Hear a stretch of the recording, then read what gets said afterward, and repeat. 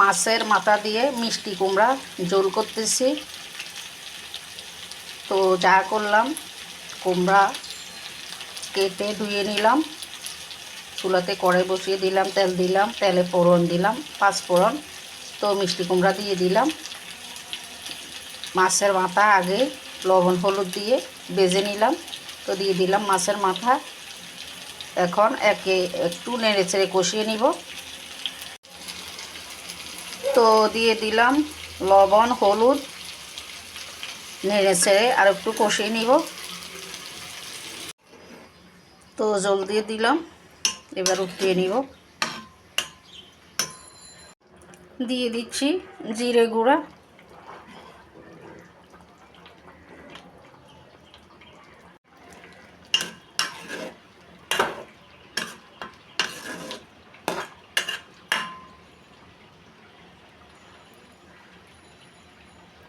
মিষ্টি কুমড়ায় কিন্তু প্রচুর ভিটামিন আছে, মাঝে মাঝে মিষ্টি কুমড়া খাবেন।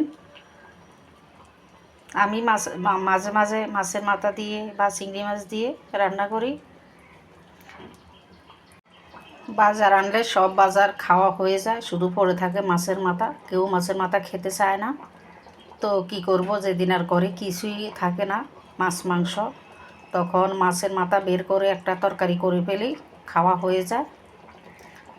তো হয়ে আসছে আমরা মিষ্টি কুমড়ার ঝোল। লবণ দেখে নিলাম ঠিক আছে, নামিয়ে নিব কিছুক্ষণ পর। তো আজকে পর্যন্তই।